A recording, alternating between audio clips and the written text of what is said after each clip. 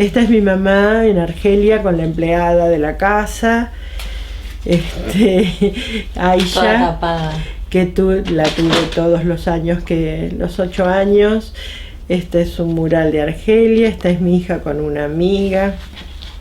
Estas son todos argentinos. Vivíamos a la orilla del Mediterráneo, no era poca cosa. No. Así que era muy lindo todo, fue muy agradable. Esta es Malena, bueno. ¿Postal para María Rosa esta? ¿Cómo? Era para María Rosa. ¿Ah, sí? María Rosa, Ariel, Sofía, Iván. Marcos e Iván, ay, no la terminé. Está la intención. Estuvo la intención, a lo mejor le mandé otra, no tengo idea. Es muy linda, muy linda. La inscripción de los muros es una nueva expresión de deseo. ¿Qué significa? Un seul héros, le peuple. Un solo héroe, el pueblo. Ah.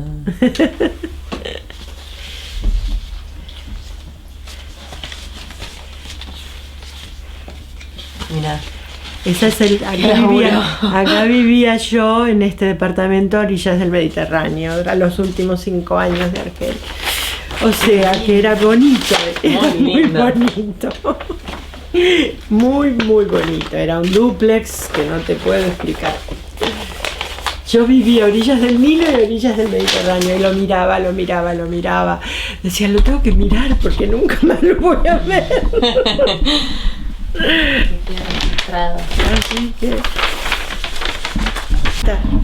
te la pongo ahí. A ver, contanos un poco. ¿Querés que te la ponga más a la luz? Ahí ¿no? se ve, quiero. Eduardo, Tusi, mi marido, María Rosa, René, la esposa de Eduardo, bueno, yo y Ariel, el marido de María Rosa. ¿Y cuándo fue eso? No, de los 90 no es seguro. 2000, 2003. Puede ser, sí, puede ser. 2000, 2003.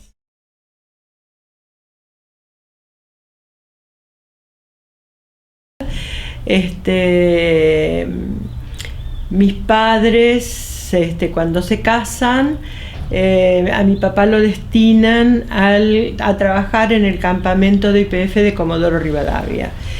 O sea que mi infancia y la empresa nacional Yacimientos Petrolíferos Fiscales tienen mucho que ver, y yo creo que tiene mucho que ver también con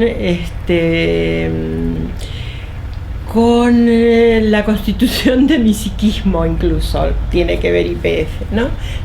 Ya vamos a ver por qué les digo esto. Mis padres se van a Comodoro Rivadavia, mi mamá queda embarazada de mí allí y no se atreve a tener el parto en Comodoro y vuelven, ellos dos eran de La Plata, y vuelven a La Plata.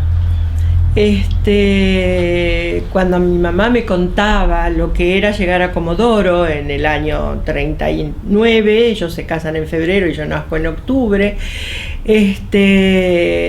tenían que ir en barco y el traslado del barco hasta tierra firme se hacía en situaciones muy precarias. Cuando yo leo de grande las novelas que escribe David Viñas, que sus padres también, su madre y su padre se conocieron en Comodoro, y cuenta con la travesía y los medios de transporte eran semejantes a las historias que me contaba mi mamá. Mi mamá viaja entonces a La Plata, yo nazco en La Plata, y de ahí a mi papá lo trasladan al yacimiento de Plaza Winkle. O sea, no vuelven a Comodoro. Mi mamá no se sentía bien ni cómoda en Comodoro. Era en esos años, yo después conocí Comodoro de grande y era inhóspito en los años que yo lo conocí, que fueron los 90, me imagino lo que debe haber sido a fines de los 30. Entonces se van a Plaza Winkle y ahí yo paso mis 12 primeros años. El yacimiento de YPF de Plaza Winkle, desde que nosotros llegamos hasta que nos fuimos, yo después revisité varias veces mi casa y todo, y estaba exactamente igual. Estaba muy armado, con las casas muy construidas. Nosotros vivíamos en el campamento 1. Estaba el pueblo de Plaza Winkle, que era un pueblo privado, con terrenos privados y negocios, y los campamentos de YPF, que estaban edificados en terrenos fiscales. Nosotros vivíamos en uno de esos campamentos.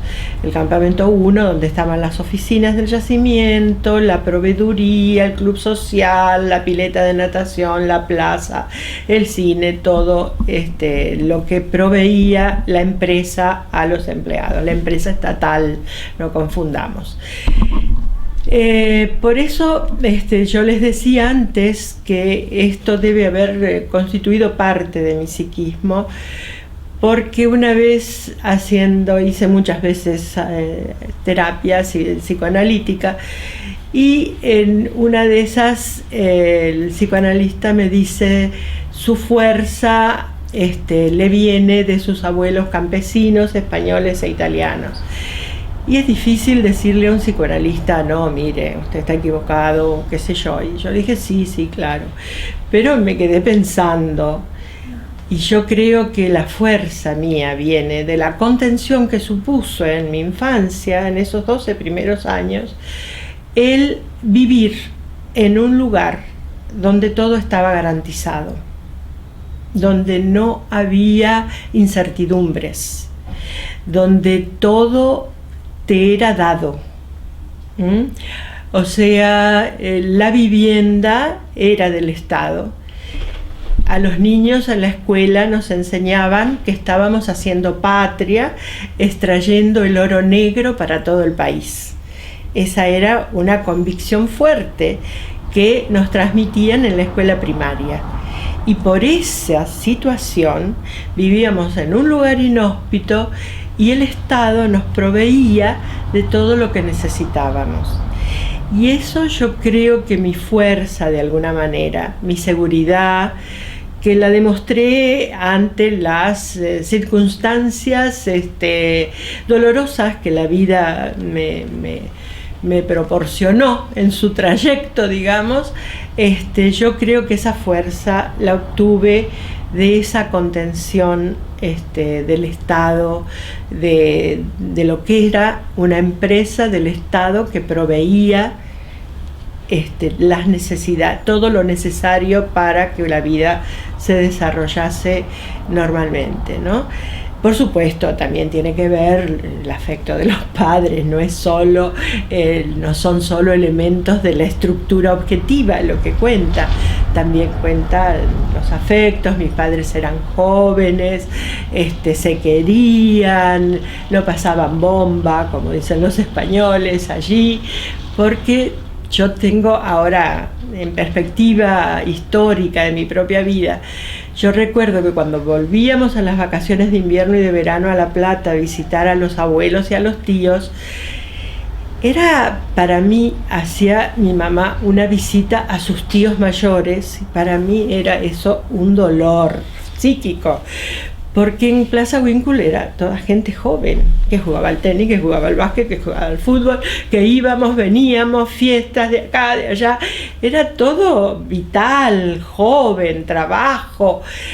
Y las tías de mi mamá, cuando las teníamos que visitar en La Plata, era realmente una cosa, había que besar a esas señoras tan mayores, tan con olores raros, alcanfores y esas cosas, ir a esas casas con esos mobiliarios todos oscuros, que a mí realmente yo sentía rechazo a ese tipo de visitas. Después me doy cuenta, en perspectiva histórica, como les decía, por qué sentía ese malestar realmente cuando teníamos que realizar esas visitas.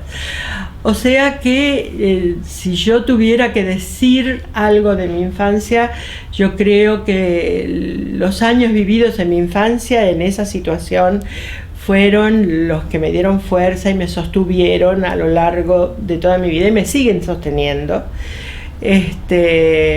ante los avatares por los que todos, absolutamente todos tenemos que pasar, ¿no?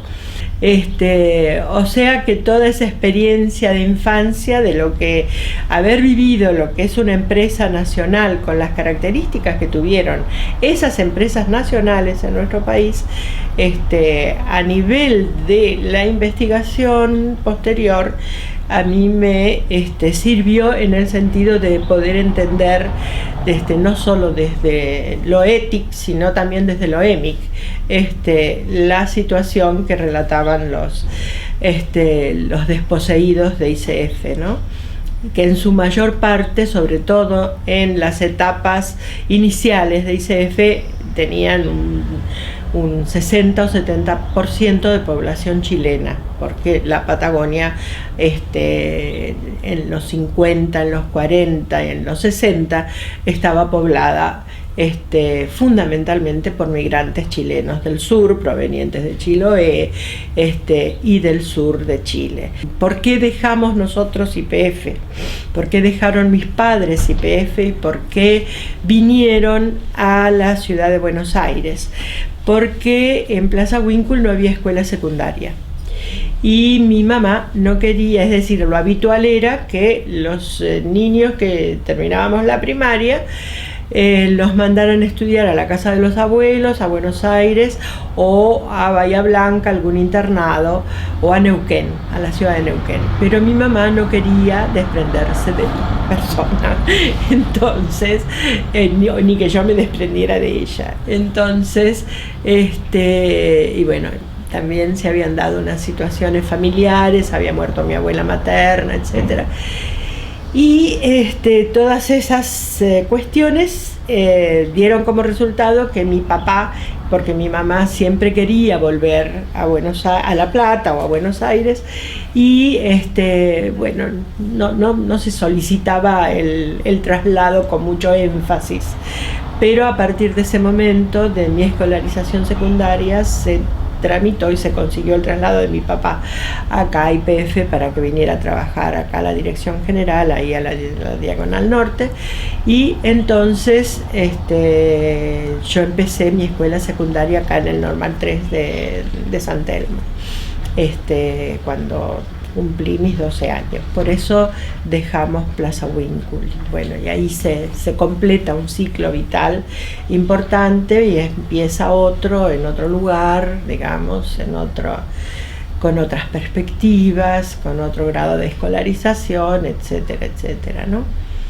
Así que yo hago mis estudios secundarios acá. Mi mamá era maestra de escuela y conmigo me tomó todos los test, que en los 50, 60 era la moda de los test de inteligencia y todo, y mi mamá aplicaba conmigo todas esas cuestiones.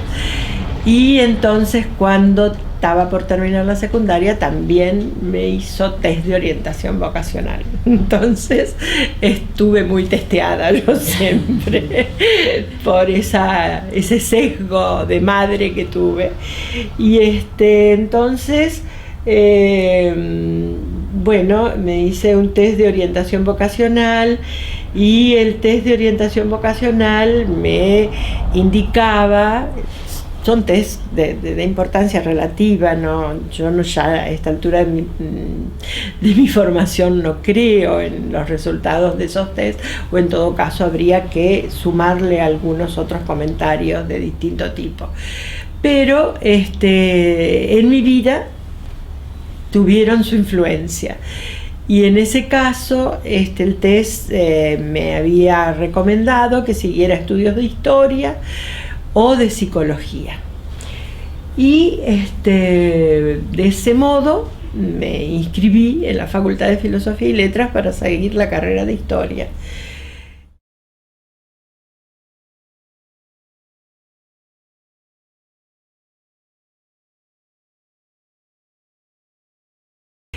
En esa época, a fines del año 56, que es el año en que yo termino mis estudios secundarios, fallece mi papá, así que mi mamá queda un poco temerosa, sola, con mi hermano y conmigo, Y yo empiezo a hacer suplencias y empiezo mi carrera de historia en filo. Eso es el año 57. El año 57, la Facultad de Filosofía y Letras, después de un año de intervención, en el año 56, estoy hablando de los ciclos históricos. En el 55, ¿no es cierto?, la Revolución Libertadora, cae el peronismo, y se interviene en la universidad, y en el año 57 se renuevan todos los programas de estudios y se crea un año común a todas las carreras de filosofía y letras, las cuales teníamos que hacer la introducción a todas las materias que se dictaban en la facultad: a filosofía, a letras, a historia, a ciencias de la educación y a gramática castellana. Teníamos 6 materias y otra más que se me escapa en este momento. Eran 5 materias de la facultad, nos introducíamos a 5 materias de la facultad más gramática castellana. Y yo doy las 6 materias en diciembre y termino todo el ciclo ahí. Y entonces al año siguiente, los que seguíamos historia teníamos que ir a cursar 2 materias al museo: arqueología americana y antropología. Así fuimos, y entonces Bórmida, que era nuestro profesor de antropología, nos pregunta: levanten la mano todos los que han rendido las 6 materias del ciclo introductorio. Entonces levantamos la mano 3 personas: Eduardo Menéndez, Carmen Muñoz y yo. Y a partir de ahí los 3 nos hicimos muy amigos. Ahí empieza una gran transformación, ¿no es cierto?, acerca de muchísimas situaciones, sobre todo de situaciones referidas a lo que es la política, y a lo que es la política y la visión marxista de la política y de la historia. Y entonces empieza un proceso de transformación interna ideológica muy importante, que no tan fin. Vamos ingresando a los movimientos estudiantiles que circulaban en ese momento, y a través de ellos, y no solo a través de ellos, vamos a trabajar nosotros los estudiantes de ese momento, pero vamos a ser también, hay que decirlo, vamos a ser interesados en la situación de crear una carrera de antropología en la Facultad de Filosofía por los profesores. Se daba una especie de ritual con los que primero dimos antropología, que fuimos Carmen Muñoz, Eduardo Menéndez y yo, y los 3 fuimos invitados por Marcelo Bórmida a pasar un día en Garín, a su casa de campo en Garín. Este ritual se repetía, nosotros fuimos los primeros, pero después se repitió con otros que aprobaban la materia de Bórmida, ¿no? O sea, él estaba captando, ahora uno en perspectiva lo ve, el interés de los estudiantes para crear la carrera. Entonces pasamos el día en Garín con él y con su esposa, y los comentarios a la salida: viste que en la biblioteca tenía mi lucha de Hitler, viste que en la biblioteca tenía mi lucha. Bueno, ese era el comentario, porque venía de una familia fascista italiana. Él llega acá y termina su carrera de historia en la Facultad de Filosofía y Letras, y empieza a ser profesor. Él se casa en primeras nupcias, no con la esposa que tiene en el 58, sino con otra señora que también era compañera de él de la carrera de historia, que era más progresista, con la cual tiene un hijo y de la cual después se separa y se casa con su esposa segunda, de cuyo nombre no recuerdo, me acuerdo el apodo, pero no La el nombre, Bicha. Bicha Bórmida, pero no me acuerdo el nombre que tenía esta señora. Si me pongo a pensar seguramente lo hago, pero en este momento no me sale. Entonces, digamos que el cuerpo estable de profesores en ese momento en el museo era Marcelo Bórmida, procedente del fascismo italiano, Osvaldo Menguín, ex rector de la Universidad de Viena en la época de Hitler, y Ciro Lafón, profesor de latín en el Nacional Buenos Aires, egresado de Filosofía y Letras, y Enrique Palavecino, profesor de la Universidad de Tucumán, en un momento en que la Universidad de Tucumán tuvo un momento de esplendor. Bueno, entonces eso era el cuerpo de profesores estables del museo, y digamos, la sede de las materias de antropología era el museo. Ahí las cursábamos, ahí estaba la biblioteca que surtía de bibliografía para poder rendir todas esas materias, y el museo tenía un encanto en ese momento, creo que lo puede seguir teniendo siempre. Ahora está mucho más profesionalizado, o sea, era un lugar más artesanal el museo, con sus piezas no cuidadas, no clasificadas, no bien mostradas, pero era un ámbito donde nosotros desarrollábamos toda nuestra vida estudiantil. Era un barrio alejado de la facultad, con un bar en la esquina, un restaurante a la mitad de cuadra, que eran los lugares donde socializábamos todo el grupo de estudiantes que seguíamos esas materias. Y que en realidad el programa de Bórmida, el primer programa que Bórmida da, porque él estaba recién recibido como profesor también, es un programa como el primer programa que todos hacemos. Es un programa en el que no queremos que falte nada, y incluso Bórmida nos daba Marx, ¿no es cierto? Cosa que en sus programas ulteriores después esto no estaba, o no estaba en la misma medida o de la misma manera. Nos cautivó de alguna manera de Bórmida y de su manera de enseñar, era que enseñaba la dimensión ideológica de todas las escuelas de antropología que nos enseñaba. Era como un raconto histórico.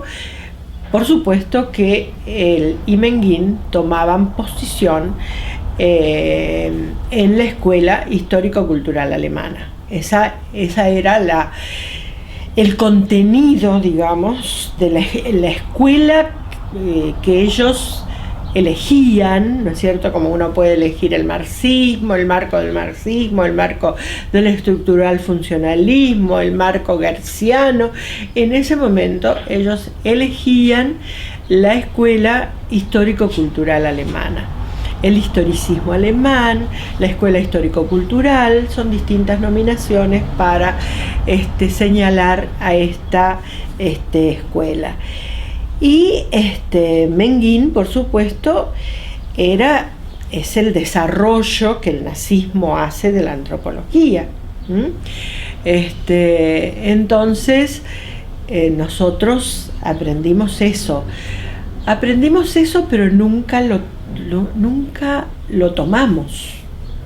No entiendo exactamente por qué, pero nunca lo tomamos, porque de alguna manera nosotros no, es decir, cuando hablo de nosotros estoy hablando de Gorita, de Carmen, de Eduardo y mío. Después el grupo se amplió, pero estoy hablando de este pequeño grupo inicial.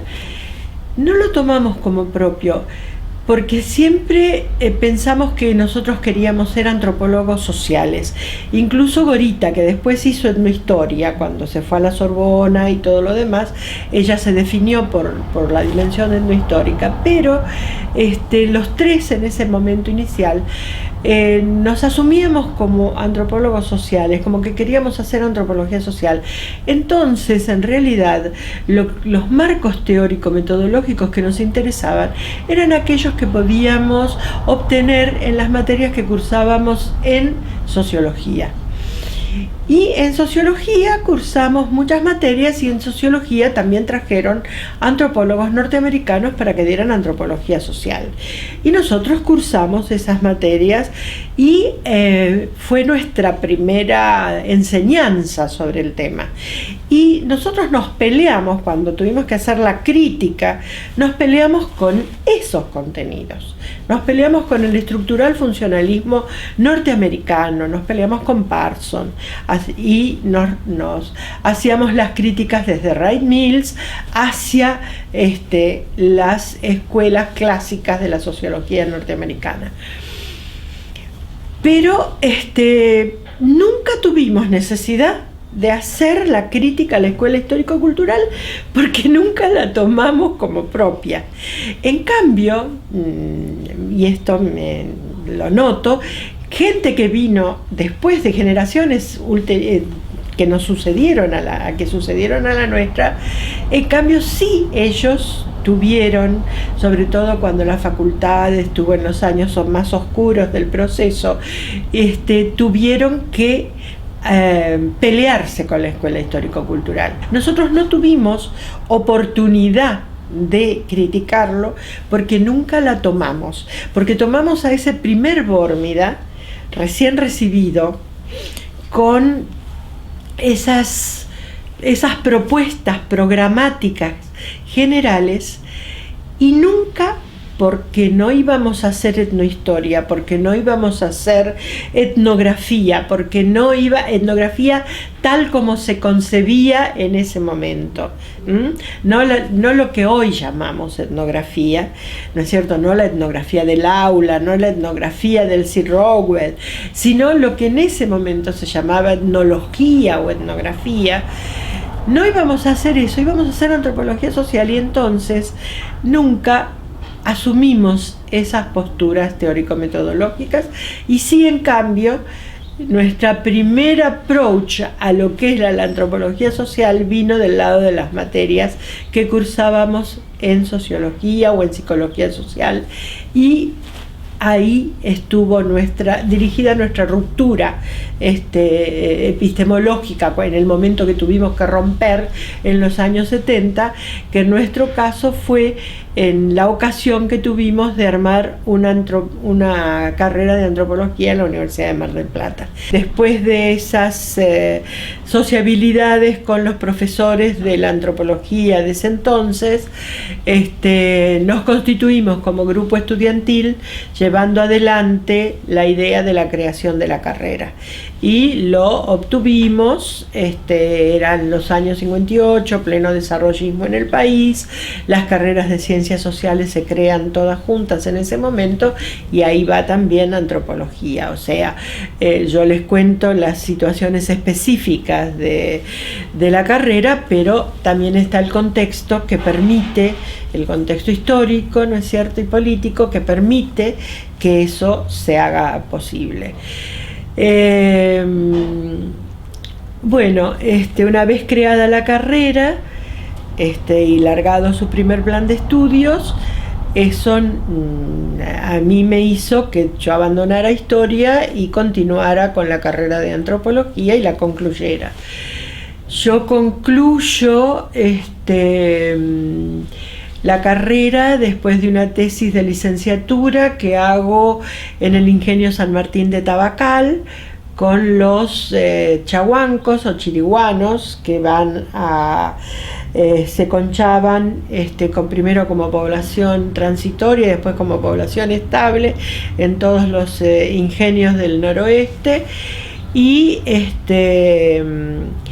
Y bueno, rindo mi tesis de licenciatura y juro, después de un largo año de haber terminado todo, cosa que todos conocemos, a comienzos del 65 juro mi título de antropóloga, y en ese momento ya estábamos todos prácticamente afuera de la facultad, porque yo rindo mi primer concurso como ayudante de primera regular en marzo de 1966, y en julio del 66 se producen las renuncias masivas en la facultad, así que quedamos como afuera de la facultad, y después, bueno, vienen otros itinerarios en busca de trabajo y muchas vicisitudes por el camino, ¿no? Pero ahí se produce un corte importante de desvinculación académica con la universidad.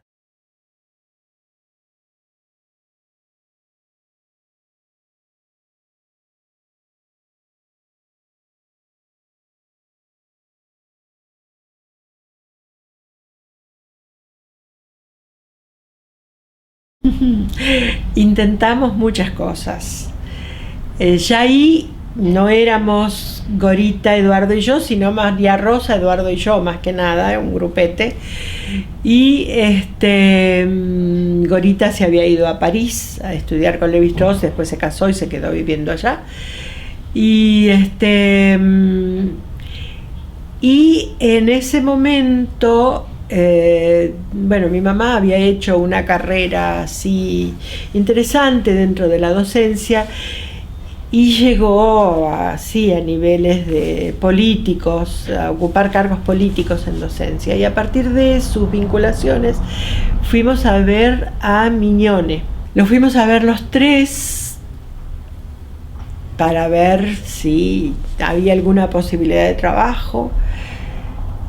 Nos recibió muy bien, pero no tenía ninguna posibilidad de trabajo. Entonces bollábamos de un lado al otro, hasta que en el 71, bollando así, tratando de hacer grupos de estudio, algunos trataron de ir a Lides, otros, Blas Alberti creo que creó un grupo de estudios privado. Bueno, tratábamos de no desvincularnos, pero era muy difícil, había que vivir, había que trabajar para vivir, y había que mantenerse en contacto de alguna manera. Así fue desde el 66 al 71. ¿Vos trabajás como maestra? Yo trabajaba como maestra suplente, sí, como maestra suplente, y cuando después de las renuncias del 66, me gané la vida como profesora particular de latín, porque yo, como estudiante de historia, había hecho los 5 latines en filosofía y letras, y eso me sirvió para ganarme la vida. Ganaba 4 o 5 veces lo que ganaba en la facultad dando clases privadas de latín. Insólito. Pero fue mi medio de vida, dar clases de latín. Me encanta el latín. Pero bueno, ¿qué voy a hacer? Cada loco con su tema. Así que viví del latín. ¿Estabas casada ya para esa época? Yo me casé en el 62, en realidad yo terminé la carrera después de casada. Por eso me atrasé un poco también, porque llegó el amor en esos momentos, y bueno, y uno se dedicaba a otras situaciones. En el 71 dije, no, esto así no va más. Y no sé si recordando mi antiguo test de orientación vocacional o qué, yo dije, yo me anoto en psicología. Y me fui a inscribir a psicología en el año 71. Y empecé mis clases, fui a los primeros prácticos de biología, y cuando llego del primer práctico de biología en la Facultad de Psicología, encuentro bajo la puerta de mi casa un papel de Eduardo. Llámame urgente. Hay posibilidades de trabajo. Entonces yo dije, ya urgente, ¿qué pasó? Entonces, estaba dando algunas clases en El Salvador en ese momento. Y en El Salvador estaban dando clases Julio Aurelio y otro, el de las encuestas, que ahora sigue el hijo, pero el mayor de Julio Aurelio, padre, digamos, no junior, y otro hombre, de cuyo nombre no puedo recordar. Y entonces ellos dos eran profesores en Mar del Plata y en El Salvador. Y le dijeron a Eduardo, mira, acá hay una carrera en los papeles de antropología, pero que nunca se implementó. ¿Te interesaría ocuparte de armar una carrera? ¿Tenés gente? Sí, me interesaría. Bueno, y entonces nos empezamos a reunir los tres, empezamos a ver a quién más llamábamos. No llamamos a muchos antropólogos porque nosotros en ese momento estábamos con la convicción de que la ciencia social tenía que ser una, que las fronteras disciplinarias eran una construcción decimonónica y que tenía sus razones de ser en ese momento, pero que todo tenía que confluir hacia una ciencia social única. Entonces llamamos a historiadores, a sociólogos, llamamos a Bastianes, llamamos a estoy mal con los nombres, a un historiador que no me acuerdo el nombre, bueno, y a otros dos, a Hugo Ratier lo llamamos, a Enrique Gorostiaga, otro antropólogo, pero llamamos a historiadores y a sociólogos también. Y armamos un equipo de profesores, armamos un programa de la carrera y programas. Discutíamos mucho, hicimos una profunda reflexión de lo que era el momento político de esa época y los contenidos que le dimos a esos programas, que eran totalmente diferentes a los programas que se venían sosteniendo tradicionalmente en las carreras de antropología. Hicimos casi como una redefinición muy importante, ¿no? Con bibliografías, empezaron a circular bibliografías que no circulaban, y la experiencia de Mar del Plata fue maravillosa, corta pero maravillosa, porque duró hasta el 75-76, ¿no? Nuevamente el proceso, ya en el 75 dejamos de ir después del que asesinan al que en ese momento era el director del Departamento de Ciencias de la Educación en Mar del Plata. Ahí dejamos de ir por temor, nos reuníamos en casa, íbamos, pero no a la universidad, sino que nos reuníamos para continuar con las clases en casas de los alumnos. Los que se reciben con nosotros son ellos dos, Laura Nervi y Dolores Juliano. Después Dolores se va a España durante el proceso, así que y hace toda su carrera en España, en Barcelona, ¿no? Pero sí, era nuestra mejor alumna. Hasta la casa ponía. ¿Cómo? Hasta la casa. Hasta la casa ponía, sí. Así que y bueno, y después dejamos de ir a Mar del Plata porque tampoco son situaciones que se puedan sostener demasiado, estas de andar informalmente, ¿no? Después, cuando una cosa se transforma de formal a informal, tiene un proceso, pero ese proceso llega a su fin también, ¿no? Por lo menos en mi experiencia. A lo mejor hay algunas otras situaciones más exitosas, pero en esta experiencia es así. Así que después de Mar del Plata y del proceso, bueno, como nosotros militábamos también en esa época, no me hagan decir dónde, ni cuándo, ni cómo, no lo voy a decir por pudor, nada más. Bueno, después de ese momento también elegimos un poco el camino del exilio, ¿no? Eduardo se fue a México, nosotros nos fuimos a Argelia, María Rosa se quedó, y mi marido siempre decía, tenemos que ir a un país muy difícil, porque esa va a ser la única manera de que podamos volver. No nos vayamos ni a España ni a México, porque ahí nos vamos a terminar quedando.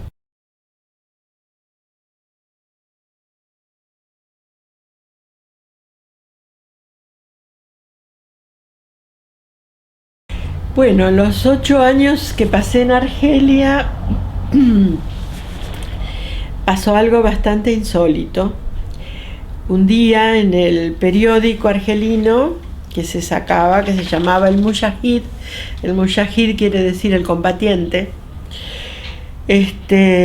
aparece un aviso clasificado pidiendo antropólogo.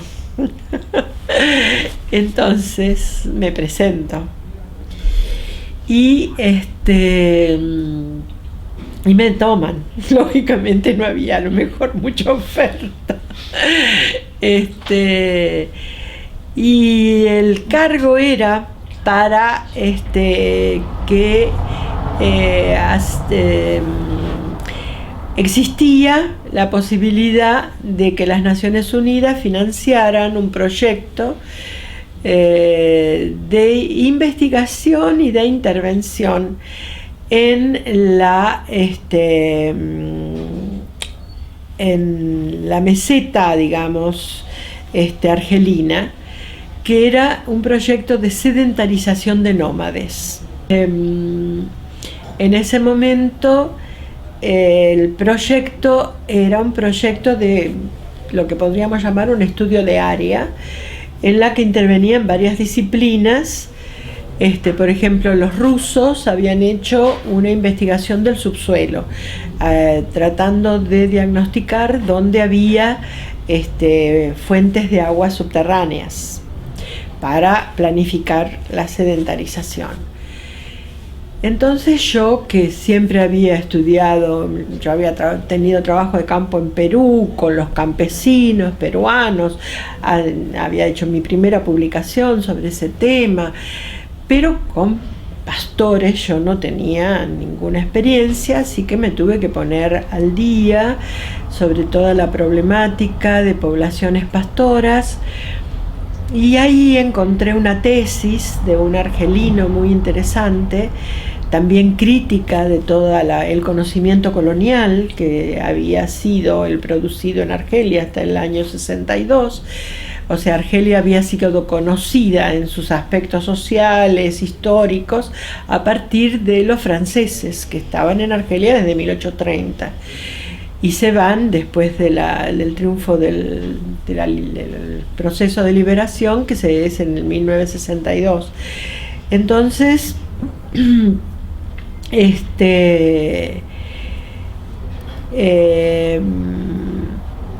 justamente este plomero que viene es el sobrino de una persona muy interesante que conocí en Argelia, el tío de este señor, que fue a Argelia en el año 59.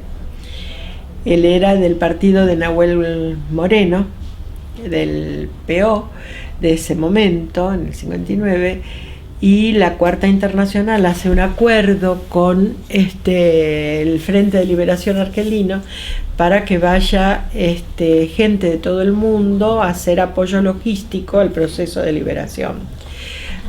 Y entonces Roberto, el tío de Luis, que era obrero matricero en Siam Di Tella, es uno de los elegidos era militante importante del partido, y es uno de los elegidos para que vaya de parte de la Argentina junto con otros 2 más, la gente de Holanda, de Bélgica, de Grecia, y todos ellos se los destina a una fábrica de armamentos que existe en Marruecos bajo la fachada de una granja que produce naranjas. Y entonces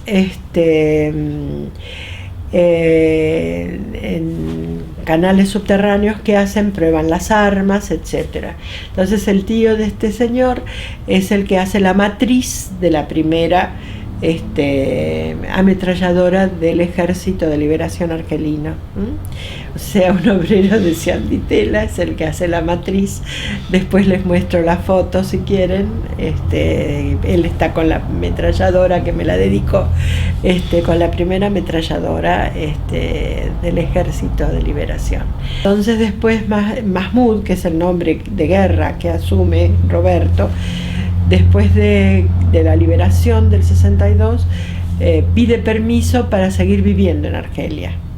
Y le dan el permiso, dice: yo quiero vivir en este país al cual ayudé a liberar, y le dan permiso para que traiga a su compañera desde Argentina, que trabajaba Olguita en la fábrica de alpargatas de acá, y entonces se va Olguita para allá, tienen un hijo argelino y hacen toda su vida allá, ¿no? Éramos muy aventureros y locos. Mi marido era hijo de libaneses y él sabía muy bien árabe, ¿no? Todo. Entonces, por eso también nos fuimos a un país árabe.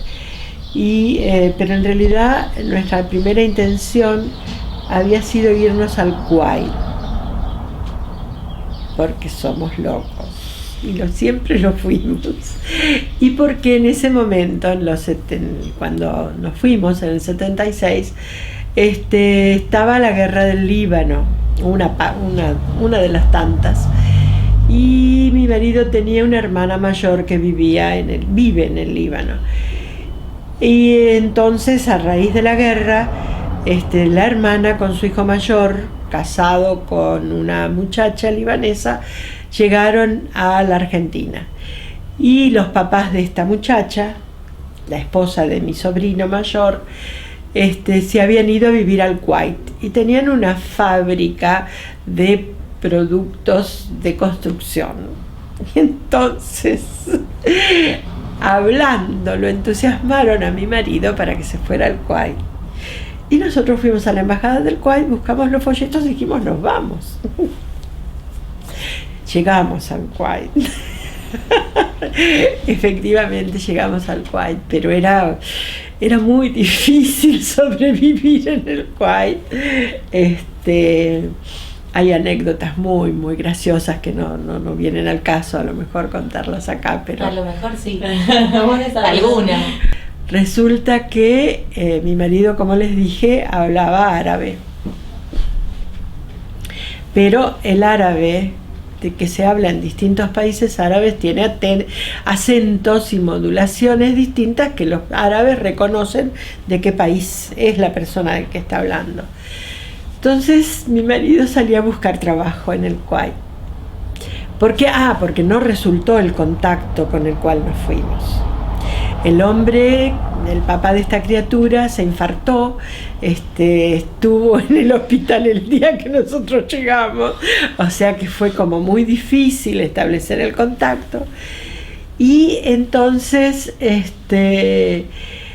mi marido, vivíamos en un hotel re caro, habíamos vendido nuestro departamento acá y nos habíamos ido con el producto de las valijas, el dinero y nosotros. Entonces, éramos tan jóvenes, ¿no? Entonces mi marido salió a buscar trabajo y decía que en inglés, que él era, o en árabe, en árabe, que él era un arquitecto argentino, o en inglés, no me acuerdo cómo era la anécdota, y que de origen libanés y que estaba buscando trabajo. Pero allá el ius solis no corre el ius sanguinis. Entonces le decía: pero usted es libanés. Bueno, sí, pero soy argentino. Bueno, está bien, llene esta aplicación. Y él la llenaba en inglés. Entonces un día me dice: mira, no voy a decir más que soy argentino de origen libanés, porque ya todos me dicen: no, pero usted es libanés. Y sí, decí que sos libanés directamente. Bueno, entonces va y dice: yo soy un arquitecto libanés, Bueno, está bien, llene esta aplicación, y le dan en árabe. Y él sabía leer él sabía hablar, pero no leer y escribir en árabe. Y entonces le dice, pero no sé escribir. Es arquitecto y no sabe escribir. Esa fue la gran anécdota. Entonces dice, tengo que seguir diciendo que soy argentino de origen libanés. Es como una condena. Así que, bueno, pasamos como unos 20 días en el Kuwait.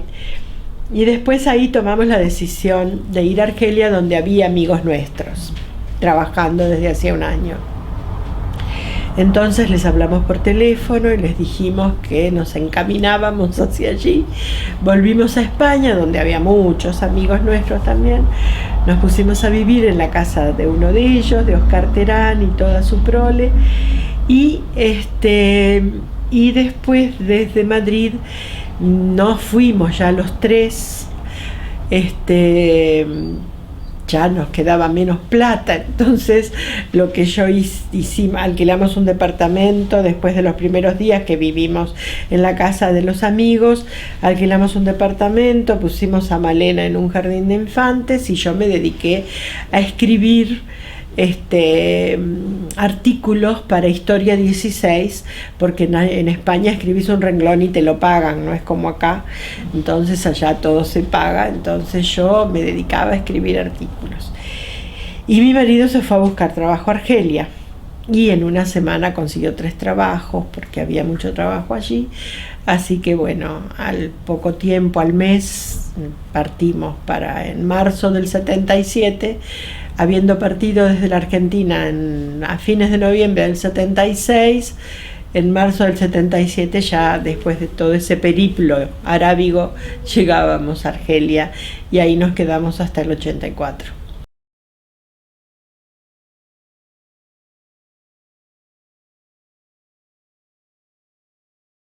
Al comienzo del CBC, el CBC fue un fenómeno también que llega con la democracia y que es muy problemático al comienzo. Yo, como les dije, llegué a tener como 9 adjuntos, como 76 ayudantes y como 7.000 alumnos. Entonces, eso fue... No cabían acá todos los adjuntos. Yo me reunía con los adjuntos, con los ayudantes no podía. Y acá no entraban todos. Entonces fue muy difícil, porque no teníamos otro lugar aparte, no teníamos espacios en las sedes del CBC para reunirnos. Al comienzo era todo artesanal. Después se fue acomodando. Pero el primer año, el 85... y el 86, los 2 primeros años fueron agotadores. Yo dejé de tener vida familiar, el teléfono no dejaba de sonar en tal comisión. Imagínate, todas las comisiones, no se había presentado el docente, en tal comisión había un alumno hecho una esvástica, en tal comisión había hecho tal cosa. Yo tenía que ir a apagar incendios permanentemente, con problemas inéditos, con problemas que no te podés imaginar, porque no era solo hacer un programa, dar una bibliografía y tomar un examen. No te puedo explicar, era de todo tipo. Un día entro a un aula y había 300 alumnos, un aula de Ciudad Universitaria. Entonces había 3 pizarrones. Yo digo, bueno, que 100 se pongan para este pizarrón, que 100 se pongan para el otro y que 100 se pongan para el otro. 2 ayudantes en cada lugar. No sabías cómo manejar esa magnitud de alumnos. Entonces hubo que inventar, no sé, sacar de la galera conejos y lo que fuere, para enfrentar y encarar semejante situación.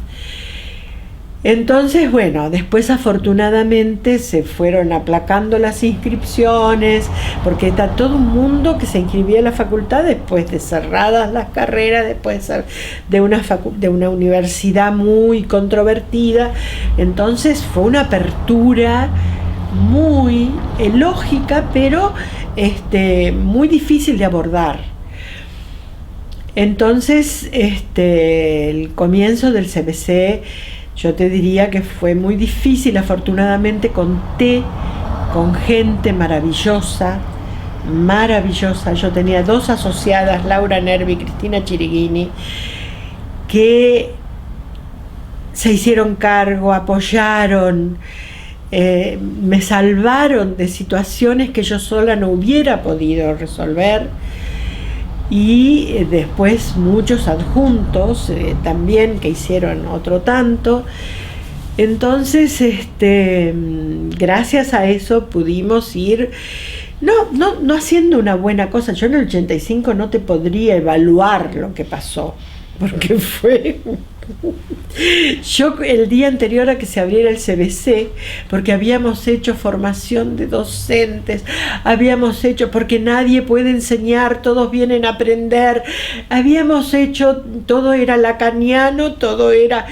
Y entonces viene uno de los organizadores la noche anterior y me dice, mira, en esta aula hay 300 alumnos. Le digo, no, Lucas, eso no. Le digo, así todo lo que hicimos con esas cantidades no resulta. O sea, te enterabas en la víspera de que ibas a tener esas cantidades. O sea, todo lo que se había preparado a los ayudantes, todo la metodología de trabajo, el trabajar con grupos pequeños, todo eso se fue al diablo por las cantidades. Es que no tenemos más aulas. Te decían, no lo podemos organizar de otra manera, tenemos que meter 300 acá, tenemos que meter 200 allá, no tenemos otra alternativa. O sea que yo te diría que el 85 y el 86 yo no sabía ni cómo me llamaba. Yo sentía como que era como una bola que subía a un colectivo, me bajaba del otro, era como un autómata, porque estaba desbordada del trabajo de resolver cantidades de alumnos, no contenido, olvídate de eso. Después sí vino la parte de sintonía más fina, pero hasta ese momento fue contener multitudes nada más. Después ya fue distinto. Claro, había mucho entusiasmo, había como una mística también, como todos los procesos que se inician también tienen una mística, y nosotros lo habíamos iniciado con esa mística, que se nos vino al suelo con las cantidades, porque lo habíamos preparado bien, pero no pudo darse esa situación por la cantidad. Entonces, bueno, hubo que esperar que se decantara esa situación y que después sí pudiéramos empezar a, yo te diría que ya el 88, 89 ya estábamos en condiciones de poder mejorar los contenidos de la enseñanza, la modalidad de enseñanza. Ya estaban fogueados los ayudantes en qué tenían que hacer con las cantidades. Y bueno, empezó a darse otro proceso, ¿no? Con muchos problemas durante todos los 80 y parte de los 90, pero más que nada en los 80, con muchas huelgas, con muchísimas huelgas de docentes, por condiciones laborales, que después se fueron acomodando hasta que llegaron los 90, se nos congelan los sueldos y nadie protesta más. Hasta el 2003 hasta el 2001, 2002 nadie protesta más. Y ahí después que se aplacó toda esta situación de docencia, que fue muy muy fuerte, ahí pudimos empezar otra vez a encarar investigaciones y trabajos de campo y esa otra pata de la enseñanza, ¿no? Cosa que empezaron todos los proyectos Ubacita a sucederse uno después del otro, nosotros empezamos con los temas de América Latina, ¿no? Nos interesaba mucho la problemática de América Latina, empezamos Mercosur, fuimos bajando, acortando, recortando, hasta quedarnos con migración chilena, y después nos fuimos a los desafíos de la integración regional, 5.000 y pico de kilómetros de frontera con Chile, qué significa esto dentro de una posible integración latinoamericana, y le hincamos el diente por ahí, cuáles eran los procesos históricos y las situaciones estructurales entre ambos países, etcétera, etcétera, cómo se da el neoliberalismo en cada uno de los países, bueno, y cómo se da el post-neoliberalismo. En Chile no existe un post-neoliberalismo todavía, salvo las protestas estudiantiles y los conflictos laborales, sobre todo de los mineros y de los forestales. Nosotros acabamos de sacar un libro sobre el tema, que se llama La conflictividad en el Chile del siglo XXI, que acaba de salir por Biblos, y como culminación de todos estos subasir sobre Chile, ¿no?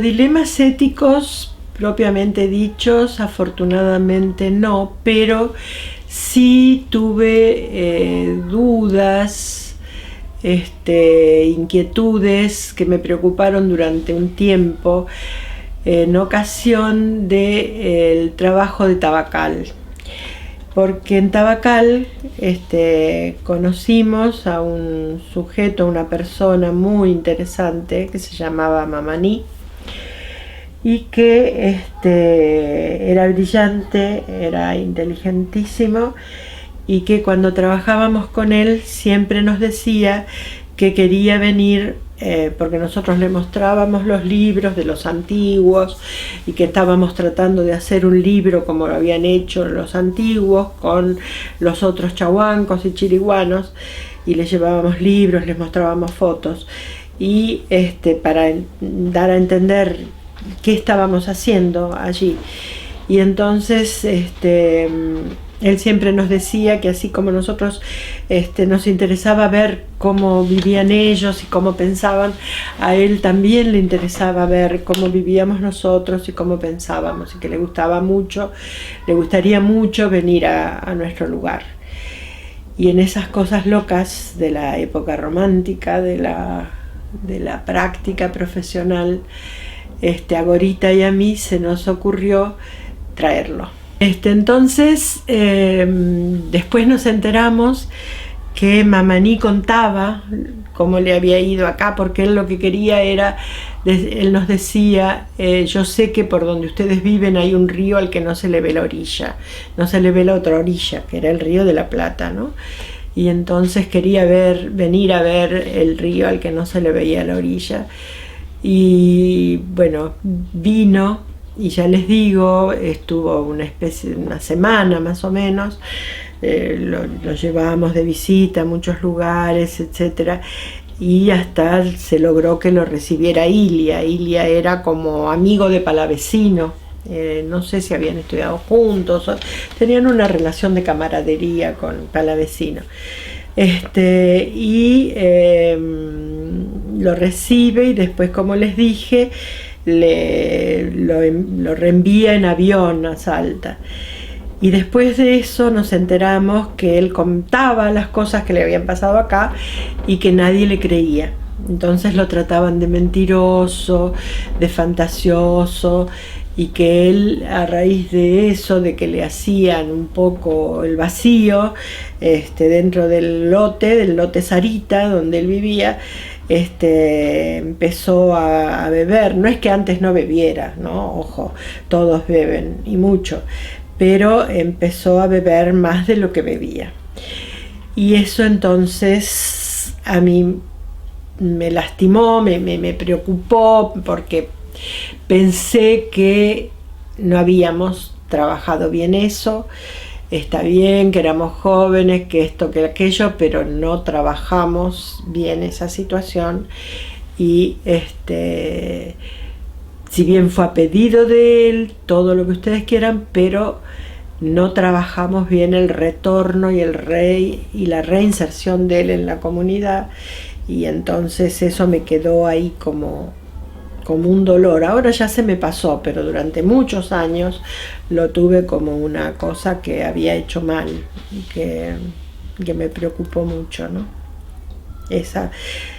Desde el punto de vista de la ética, después después siempre, bueno, el respeto por la gente con la que siempre trabajé fue muy alto, y bueno, en las 2 últimas décadas fue de producción conjunta de saberes.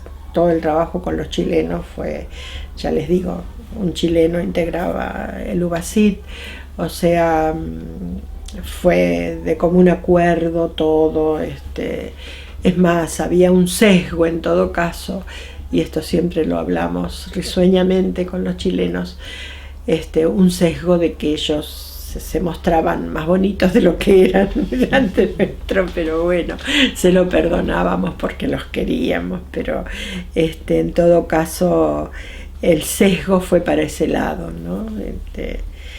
Y lo ético siempre nos preocupó en todos los órdenes, ¿no? Desde lo que se hace con el dinero que te dan en un subsidio de UBASIT, que también eso forma parte de la ética.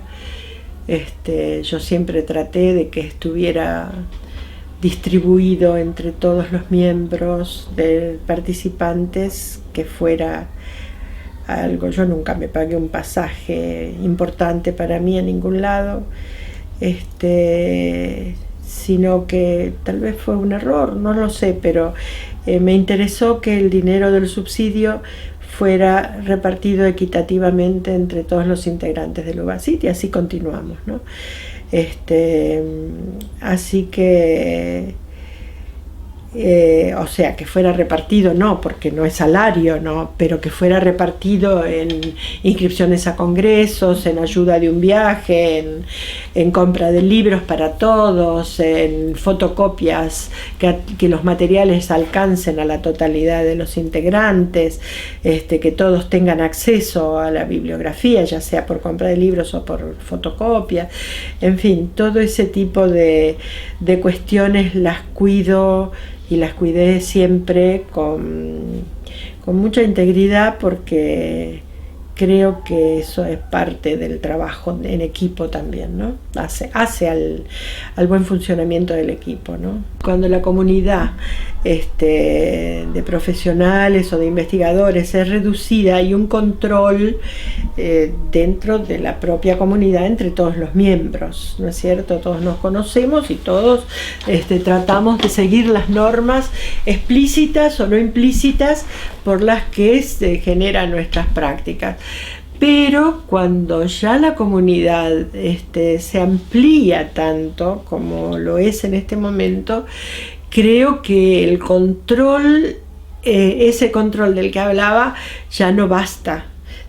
Tiene que haber un control, una regulación de comportamientos éticos regulada por normas escritas de alguna manera, ¿no?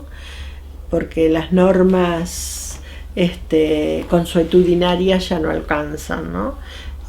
Para que no haya situaciones conflictivas dentro de las prácticas de la gente que ejerce cualquier tipo de profesión. Y en este caso estamos hablando de la antropología, ¿no? Y se ejerce, como vos decías, en distintos ámbitos, ¿no? En la docencia, en la investigación, en la extensión. Yo estoy terminando mi carrera en este momento con una actividad muy intensa en el ámbito de la extensión, en el SIDAC, y estoy muy contenta de terminarlo en ese ámbito realmente, porque es un contacto directo con las problemáticas sociales, y a partir de ahí ver cómo se investiga y qué impacto curricular puede tener eso en la docencia. O sea que me parece un buen cierre para mí. ¿no? Yo lo vivo de esa manera, lo entiendo de esa manera. Así que yo nunca me acerqué al colegio para trabajar, pero siempre consideré que era muy importante que existiera, y que nos nucleara y que tuviéramos una matrícula profesional. Nunca estuvo dentro de los intereses míos participar en esos procesos, les decía, pero siempre les consideré muy importantes y creo que cumplen una función básica. Lo cumplieron cuando se inició el legendario Álvarez lidiando con él. No, y al comienzo de todo creo que estaba un entrañable amigo, Guillermo Madrazo, siempre estuvo en torno a esos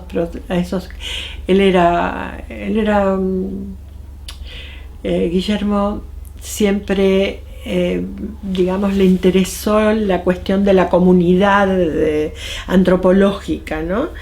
Y hizo mucho por todos, era una persona muy generosa, yo no sé si ustedes lo tienen presente. Era un tipo muy generoso, muy transparente como pocos. Él es el que inició Olavarría, en realidad. Todo lo que es hoy Olavarría fue iniciado por él.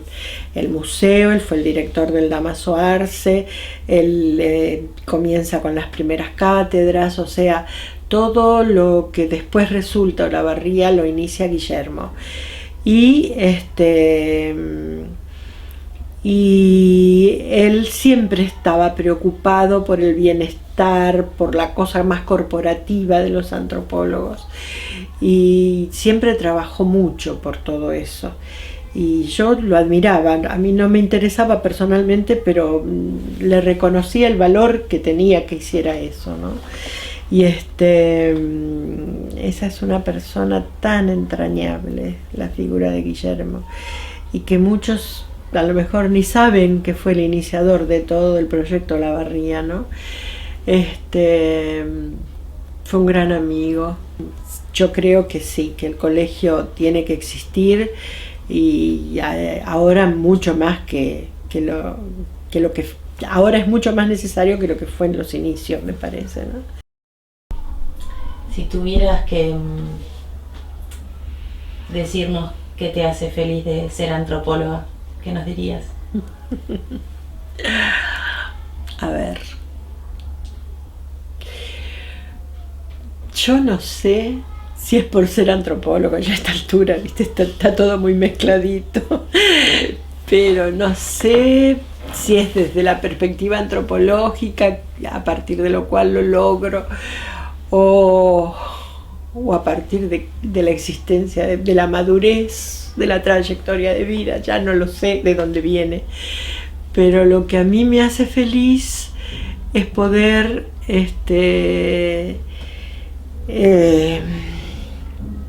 entender situaciones, la totalidad de una situación.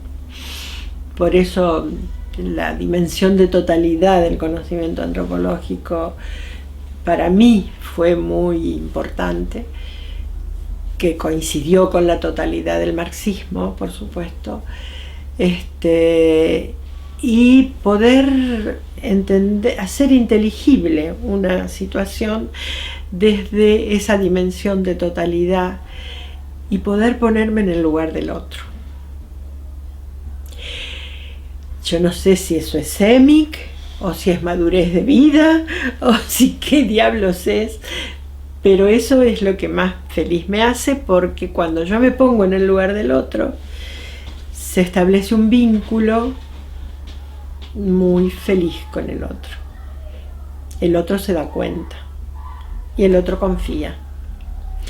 Pero eso yo lo hago no con el trabajo en el trabajo de campo, nada más, lo hago en el trabajo de la vida, o sea que por eso les digo que ya está todo muy amalgamado a esta altura.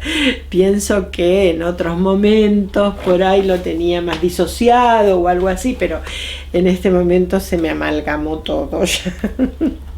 Así que no sé de dónde procede, si es del hecho de ser antropóloga o si es de una madurez existencial, ya no lo sé. O una madurez como... ¿Cómo? La madurez del antropólogo. La madurez de la antropóloga también, sí. ¿Y hay algo de lo que te arrepientas? De lo de Mamani.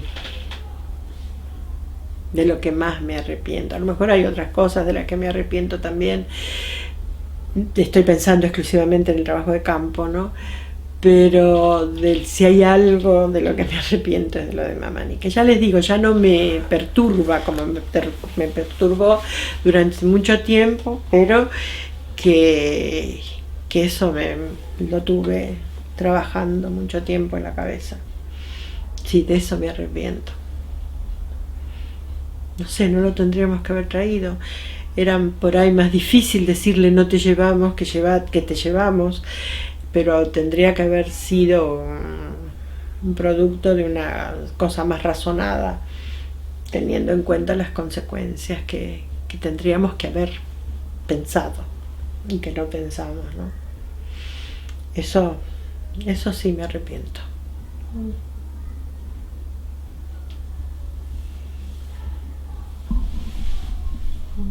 ¿Algo más que quieras agregar?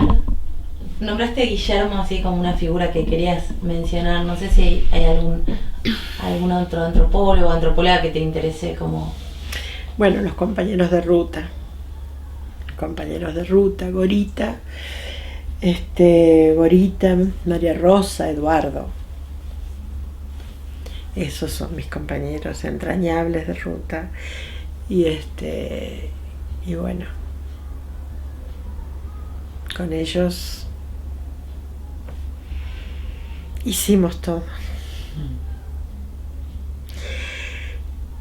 Y creció un cariño entrañable también, y bueno,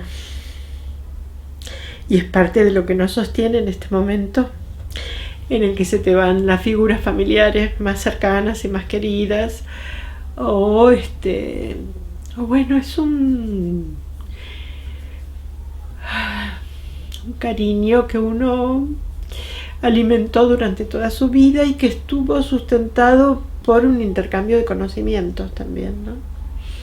Pero en el que se nos iba la vida, en la que se nos iba la juventud, en la que se nos iba la militancia política, en la que se nos iban las familias, todo junto, ¿no?